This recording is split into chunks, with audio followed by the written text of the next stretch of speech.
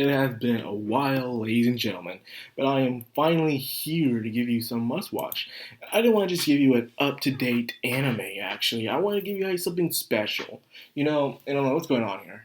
After being majorly disappointed with a lot of the romances that have been coming out of the past, freaking when Rent a Girlfriend, I'm like, I've been looking back.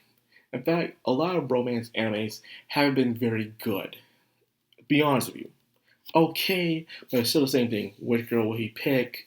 Some guy who's very low self-esteem, or he has the little to no emotion or a character, and nothing happens. You know, the girls take most of the spotlight, and because of that, it makes like, why am I here for main character? And the main character, so the main character, but you don't care about them. Oh my gosh. Anyways, I'm like, don't you miss the old days when romance had something to it, where sometimes they start going out between the middle and stuff like that, or it develops, or they get together at the end, but it's a journey of them coming together. Back in the day, things were like that.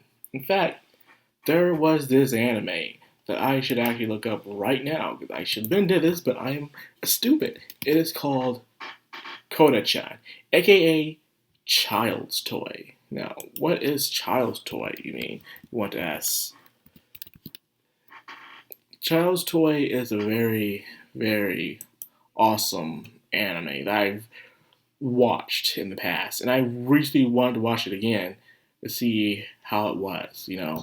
Do I have any certain attachment to the show?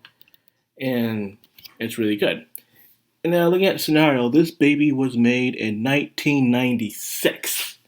That's right. This is a 90s anime, people, and you can tell by the way they're dressed and even the outro.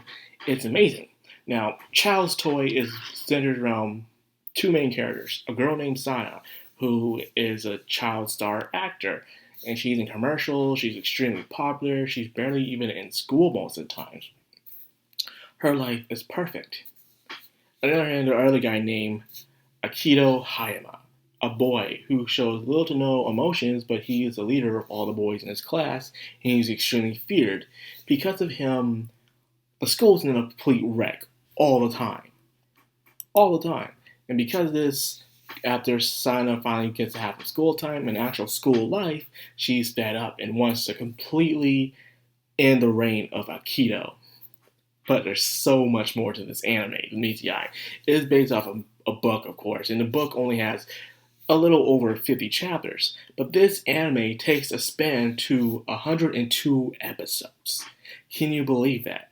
I believe Shigochara had the same treatment too, which I need to do a video on Shigochara sometime down the line as well. Well, anyways, the first half of the show is dubbed. And the same cast from Fruits Baskets, believe it or not, actually mostly dubs this. And the dubs are pretty good, actually.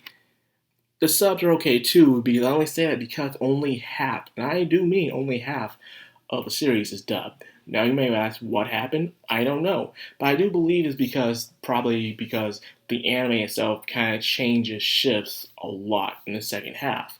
To the point where probably they didn't want to dub it no more, or the studio went down, or they lost the license to it. Who knows? But either way, you can still enjoy it. However, when you do watch it sub, you have to be a very fast reader because sometimes the subtitles on some episodes will go extremely fast. And you can't find subs anywhere else for it. Heck, I only knew one channel, one site that actually watches the dubs. Why was that hard? I just stuttered my words. Well, anyways. Yes, there is romance in this anime, but the key point of this anime is not romance. It is about growing up, a child growing up inside an adult world. That's what it is. It's called Child's Toy because the show she's on is called Child's Toy. And believe it or not, I didn't find that out until the very second half of the series. Forgot that the show is called Child's Toy. I'm so stupid. Well, anyways, the thing I love so much about the show is how much the characters grow up with you. As the show goes on, you'll see Sana in her happy-go-lucky state. She has her manager she sees as her boyfriend. She has this perfect crazy mom, and she had this nice job, for her child, and she's popular. But as the show goes on, things give and take away. Her manager is not her boyfriend no more. She don't see her as a boyfriend. The mom, you find out the relationship between her and her mom. Even the relationship between her and her arch nemesis, Akito, changes slowly and sometimes hesitates. Yes, these are two main characters. You're like, when are they going to get up with each other? I'm not going to spoil it. All I'm saying is don't expect too much romance. There is romance, but the main theme is about children living in a very hypocritical, contradicting world of adults. This world is created by adults where they set up standards and examples of what you should do growing up. But as you follow these rules, you see the adults themselves pushing you down for being punished for doing the right thing. But at the same time, you see the adults as well doing bad things. Sana and Haima both live in this world where all kinds of adults exist. Some are good, some are bad, some look down on them, some have too many high expectations in them, and some are just no good at all. And we all know that, growing up. We're told to do the right thing. We are told manners. We're told morals. We're told to treat people equally in this world. But then, when we grow up, we see these adults contradict everything that they teach us. And we're wondering, what is the point? The point about it is that kids are trying their best. But so when parents and other people look down on the kids, at the end of the day, the kids are trying their best to grow up in this very contradicting world that they're put into, For instance, the Haima character tries so best to become a better person throughout the series, but everyone keeps looking down on him. How am I supposed to grow as a character if you won't give me a chance to grow? And with Sana, she agrees that she can't get everything she wants, that everything will go her way. In fact, and I do like how the series grows up with you.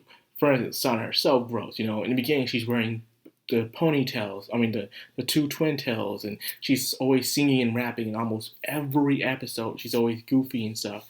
But then, as she grows up, she stops rapping sometimes. She stops singing sometimes. She even, most of the time, stopped wearing the twin tails. She's just wearing her hair down. Now, she grows up throughout the series, and I especially love the one part in the second half of the series is when she's about to rap. But then she's having this flashback of her rapping, and she cringes. You can literally see her cringe. She's like, that was me? That was me?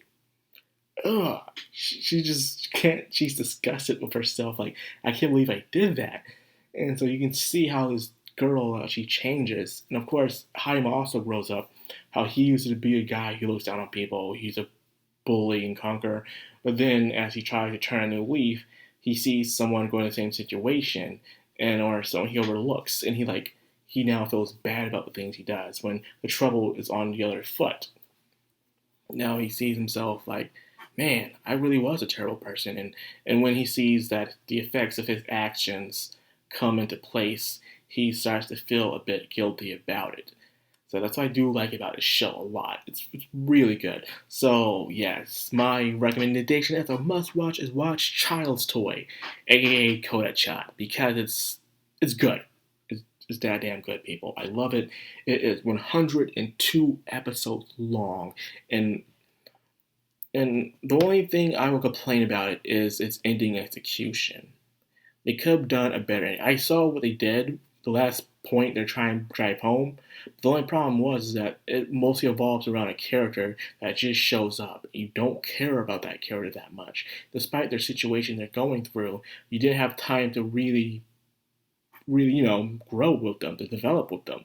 Because of that, you're like, oh, let's just get this over with already. And then at the end, you're kind of disappointed. Even though you see where things are going, it kind of sucks in a way.